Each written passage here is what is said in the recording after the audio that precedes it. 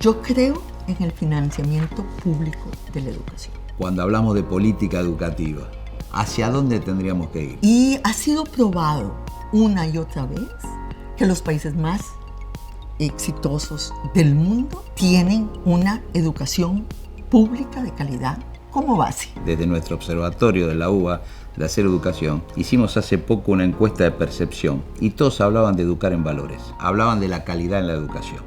Poner la educación como el proyecto de sociedad de todos los sectores. Yo creo que en Costa Rica lo que pasó por mucho tiempo es que no importaba de qué partido político fueras o quién estuviera en el gobierno, la educación representaba el centro de un proyecto nacional de país.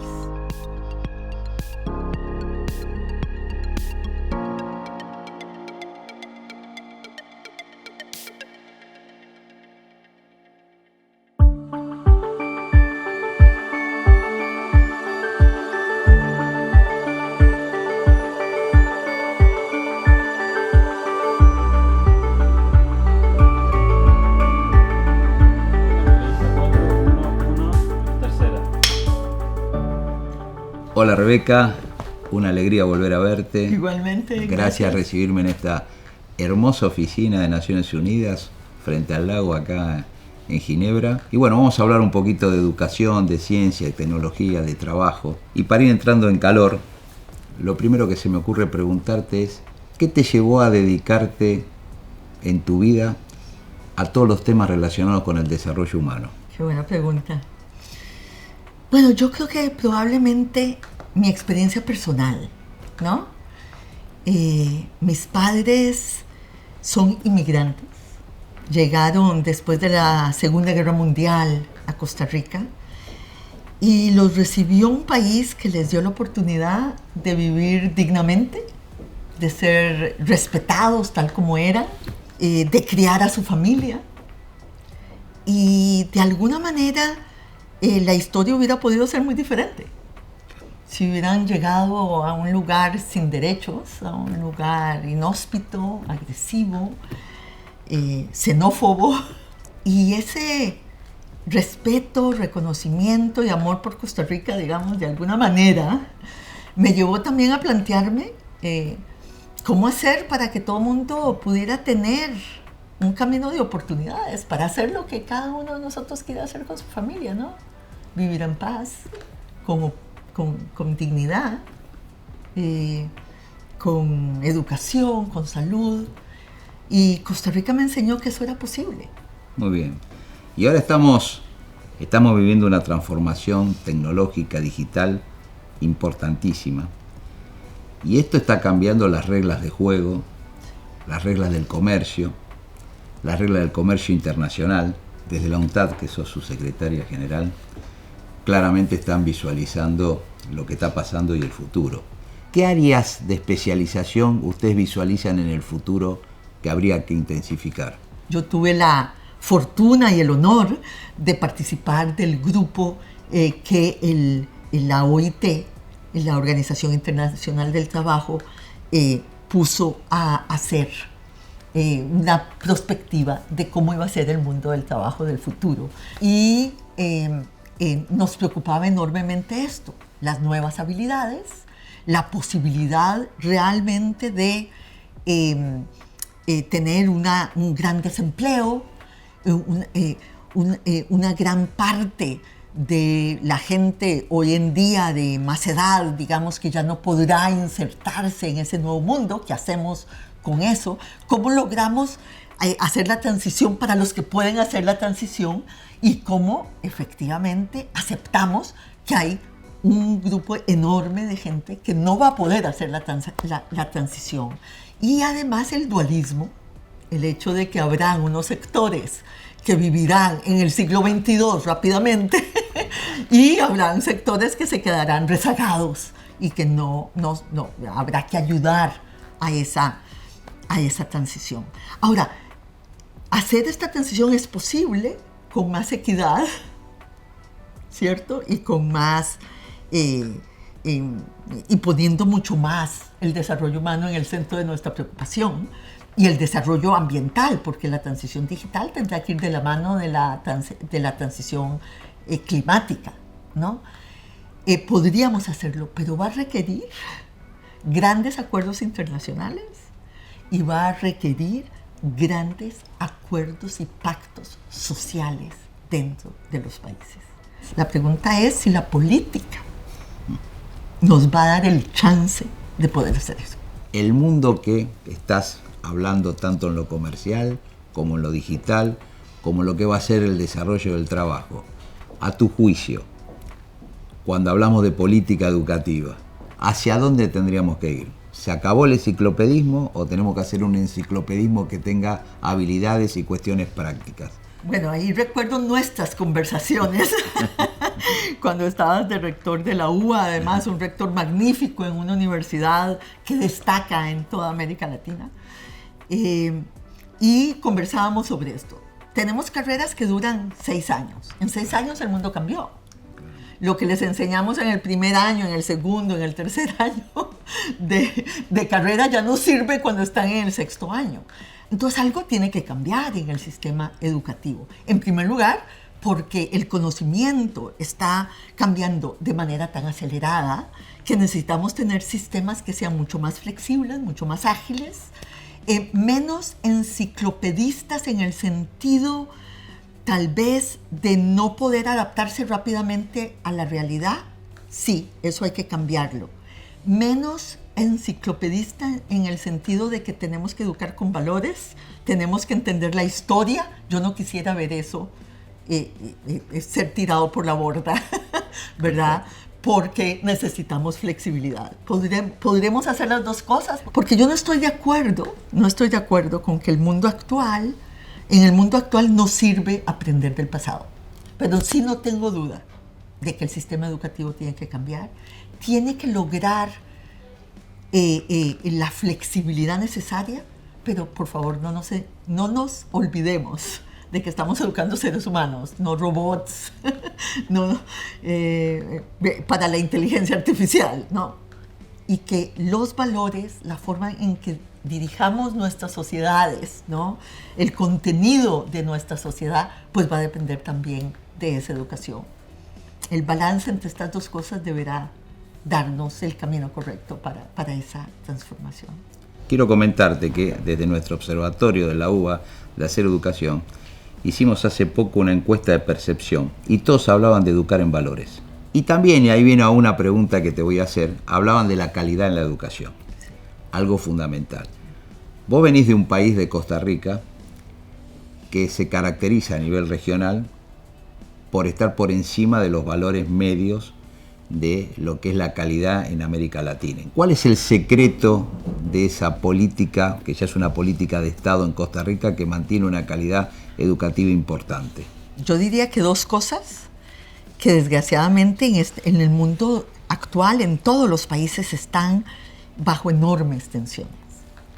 La primera es lo que has dicho, es poner la educación como el proyecto de sociedad de todos los sectores, ¿no? Yo creo que en Costa Rica lo que pasó por mucho tiempo es que no importaba de qué partido político fueras o quién estuviera en el gobierno, la educación representaba el centro de un proyecto nacional de país. Y eso requiere de un gran pacto social, por eso hablábamos antes del tema del pacto social, ¿no? Y yo creo que eso hizo que por muchísimos años la educación sirviera, ¿no? Para garantizarle al país una visión de futuro que lo guió, ¿no? En muchos de los éxitos que Costa Rica ha tenido. La segunda es que por esa razón y por mantener la calidad de la educación, la clase media siguió en la educación pública. Porque gran parte del problema es cuando la clase media se sale de la educación pública. Es como decía Hirschman, ¿no? Entonces, los que tienen dinero se van a la educación privada y los que tienen voz hacen cualquier cosa para que sus hijos vayan a una educación de calidad, ¿no? Mantener a los sectores medios como la garantía de la calidad educativa para todos en el sector público, en la educación pública, es un elemento fundamental para el éxito de cualquier sistema educativo. Y eso es lo que estamos viendo resquebrajarse en este momento. Exactamente eso. La salida de los sectores que apuestan por una educación de calidad, porque creen que ese es el futuro de sus hijos, de la educación pública, es la condena de la educación pública a una educación de baja calidad, con pocos recursos y al final dirigida a cumplir formalmente un mandato, pero no en realidad a tratar de sacar los sectores menos favorecidos o más pobres de la sociedad a través de la movilidad social que da la buena calidad de la educación. Totalmente de acuerdo, sabes que coincidimos plenamente en esto y la verdad que viene muy bien, más allá que esto saldrá toda Latinoamérica, pero para nuestro país, para Argentina, en un año de elecciones, que voces como la tuya marquen que la educación sigue siendo un bien público, un derecho humano y tiene que ser de calidad para todos, porque a veces algunos creen que esas cuestiones no son importantes y coincido contigo que el desarrollo del país pasa claramente por ese lado. Absolutamente. Y más ahora, ¿no? Donde Más las que nunca. habilidades van a marcar realmente las oportunidades del futuro de los jóvenes de hoy, ¿no? Y en esa línea nos hemos encontrado en varios lugares, pero tuve el honor, cuando era secretaria iberoamericana, en la cumbre de jefes de estados en Veracruz, de entregarte en nombre de todos los rectores de Iberoamérica, Sí. lo que llamamos la Carta de Río. Que la Carta de Río hablaba en educación superior, Sí. justamente de estos valores que hacíamos referencia. Sí. Eso hace 10 años, ya van a ser 10 años. Sí. ¿Cómo ves Latinoamérica en estos temas, en una volada de pájaro? ¿Cómo estamos? ¿Exactamente igual que hace 10 años? ¿Peor? ¿Mejor? A tu juicio. Ay, qué pregunta tan difícil. Yo veo brotes de esperanza, pero no veo un movimiento con la fuerza requerida para el cambio que estamos viviendo. En primer lugar, hay que decir que como estamos en un momento económico difícil, el crecimiento ha sido bajo durante 10 años, la CEPAL habla de una década perdida ya para América Latina, estamos en un momento donde el problema de la deuda vuelve a ser un problema y tenemos el temor de que entonces el tema de la austeridad vuelva rápidamente a ser un requisito para mantener cierta estabilidad macroeconómica si el mundo internacional no toma esto en serio, ¿no? Y proporciona al mundo en desarrollo más liquidez y un alivio de deuda para algunos de los países. Entonces a mí eso siempre me preocupa porque cuando eso pasa, entonces volvemos a oír las mismas voces, ¿no? Que combatimos en los 80s diciendo, no, hay que financiar la educación pública, pero la primaria y la secundaria, la universidad que cada uno se la pague, ¿no? Y eso vuelve a cindir la sociedad, vuelve a cerrar oportunidades para muchos sectores de la población y además limita a la educación a un papel que no es su único objetivo, que es el balance de las oportunidades, ¿no? O de la distribución, porque la educación tiene un papel fundamental para poder insertar a nuestros países en el mundo nuevo. Y si le quitamos ese papel y si, como dices, la posibilidad de que las universidades se transformen en centros no solo de enseñanza, sino de real investigación, de real innovación para la sociedad, como un motor importante de la innovación en el sector privado y en el sector público, que requiere también de grandes transformaciones, y las universidades tienen que ser ese centro. Pero el segundo punto, y aquí tenemos que ser en esto autocríticos, ¿no? Las universidades tienen que transformarse a sí mismas. Porque pensar que vamos a ganar esta batalla sin ninguna transformación de nuestras universidades, de nuestro sistema educativo de educación superior, significa condenarnos al fracaso. Y ahí es donde yo veo brotes de esperanza, pero no veo un movimiento o el movimiento que yo quisiera ver. Coincido plenamente. Creo que tendríamos que ser mucho más proactivos y revolucionarios, por decirlo de alguna manera, desde la propia universidad, para callar esas voces y mostrar que estamos adelante, ¿no? Y esto me trae también en esa cumbre, por primera vez en el 2014, a nivel de jefe de Estado, se habló del tema de la longevidad. Algo que estabas diciendo hace poco, cómo cambian los trabajos del futuro, cómo cambia el comercio. Hay generaciones que pueden quedar fuera de esto, y por el otro lado, ¿viven más? La esperanza de vida cada vez es mayor, y ahí se habló de un programa de educación a lo largo de la vida, de educación para toda la vida. Así es. ¿Te acordás en qué consistía eso? ¿Cuáles eran las bases de ese programa? Sí, es muy interesante porque en esa reunión que tuvimos del Comité Asesor para los 100 años de la OIT, decíamos que uno de los nuevos derechos a garantizar era, precisamente relacionándolo con tu pregunta anterior, de que las universidades ya no podían decirle adiós a sus graduados cuando se graduaban. Exacto. Que tenían que prepararse para tenerlos y recibirlos a lo largo de toda la vida del graduado, que es una universidad diferente. Claro que las universidades han innovado en cursos abiertos y tal, pero no piensan en esos cursos, piensan en esos cursos más en el tema, digamos, de desarrollo personal, pero no en esos cursos como parte del desarrollo en el trabajo.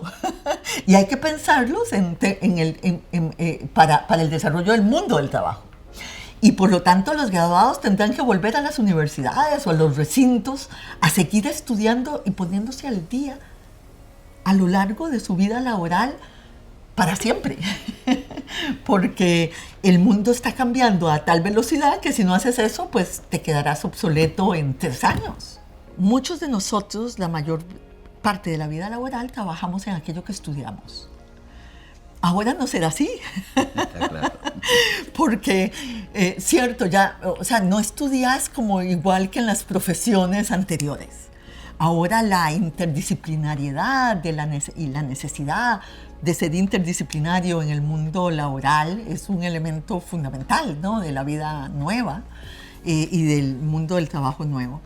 Entonces, claro, eso también implica que los cursos no van a tener que estar, o esa capacidad de las universidades de ayudarte a estar al día, ¿no?, para el mundo laboral, ya no va a ser necesariamente como dentro de las profesiones.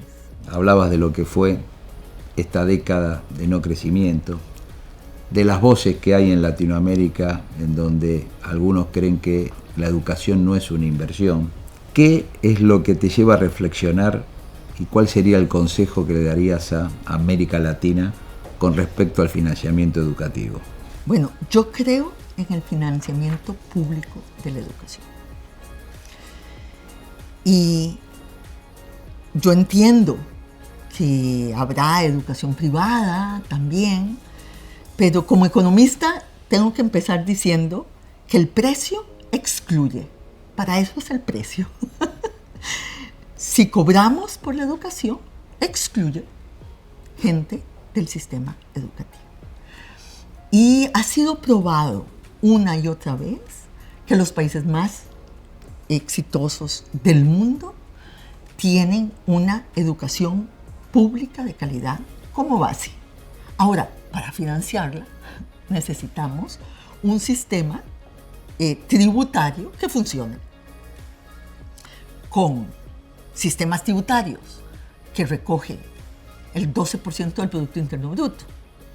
El 18% del Producto Interno Bruto no podemos financiar los bienes públicos que tenemos que financiar con los impuestos de todos los ciudadanos, ¿cierto? Y ahí se han creado pues enormes hoyos de evasión que debemos cerrar. Y ahí vamos a necesitar acuerdos internacionales para eso también. Porque lo cierto es que hablábamos del mundo digital y hemos visto lo difícil que ha sido para Europa ponerle impuestos y hacer que paguen los impuestos las plataformas digitales. Si Europa tiene ese problema, imaginemos nuestros países. Y necesitamos acuerdos internacionales, y ahí yo tengo que decir que la OECD ha hecho una buena tarea, ¿no?, en tratar de poner este punto como un punto esencial. Estamos en un momento histórico muy particular. Venimos de una pandemia que fue disruptiva, en donde vimos por un lado que la gente abrazó a la ciencia, pero también aparecieron muchos que negaron la ciencia. Vemos también que resurgen regímenes autoritarios. Estamos en un mundo convulsionado. Esta realidad que estamos viviendo, si le tuvieras que dar un mensaje a las generaciones futuras, a los jóvenes que hoy están estudiando, visualizando cuál va a ser su futuro, ¿cuál sería tu mensaje? Bueno, yo primero que les diría yo es que se metan a la política. Que en la política no hay espacios vacíos. Que si ellos quieren cambiar el mundo, tienen que estar también donde se puede cambiar. Que cambiar el mundo desde afuera es más difícil. No imposible, también hay una sociedad civil activa. Pero les diría, si van a participar, no traten de participar solo defensivamente. Traten de participar propositivamente. ¿Qué podemos hacer? ¿Qué es lo que hay que construir? No solo qué es lo que hay que evitar, ¿no? Porque para poder cambiar el mundo no basta con evitar que algo más malo pase manteniendo el status quo, que ya no responde a nuestras aspiraciones. Hay que proponer. Viniendo como vengo del mundo universitario y en esta reflexión que haces de involucrarse en ideas políticas, ¿cuál es tu pensamiento si en las universidades tiene que ser un lugar o no de discusión política? Bueno, yo creo que las universidades tienen que ser un espacio de discusión de todo. No un espacio electoral, que es distinto. Si hablamos de la política con P grande, que es discutir sobre cómo vemos a la sociedad, qué proponemos para la sociedad, cuál es el devenir, cuál es nuestro análisis de lo que está pasando, pues las universidades tienen que tener esa discusión. Tienen que poder analizar el mundo, descifrarlo, ¿no? Y para muchos eso será político, ¿no? Tomarás un punto de vista, tiene que ser razonado, basado en la evidencia, producto de la investigación, de la reflexión, pero finalmente reflexionamos sobre la sociedad. Esa política no es externa a las universidades. Ahora, la parte electoral es una cosa diferente, ¿no? Y cuando la política se ve solo desde el ángulo electoral, estamos en otra realidad. Esa es la realidad de la contienda política. Esa me parece que es distinta al recinto universitario. Si te pidiera un libro que te haya marcado, ¿en cuál pensarías? Uy, ¿puedo decir rápidamente 3 dentro del minuto que tengo? Podés decir lo que quieras. Bueno, un libro, esto estoy hablando de la adolescencia, ¿no? Un libro que a mí me marcó mucho, de Alejo Carpentier, El reino de este mundo, porque me abrió al realismo mágico de América Latina. Y me abrió a esa otra realidad, la abrió y la acercó a mí. Y eso fue muy importante después en mi vida, ¿no? Que me dediqué tanto a América Latina. El otro libro que me marcó mucho es el libro de Virginia Woolf, Una habitación propia. Porque me habló como mujer. Y el tercero, que fue el libro de Hermann Hesse, Siddhartha, que me habló del mundo interno, del mundo interior. Yo diría que esos 3 libros me marcaron mucho en mi devenir. Muy ilustrativo haber elegido esos 3. Muchas gracias, Rebeca. Muchas gracias, Alberto.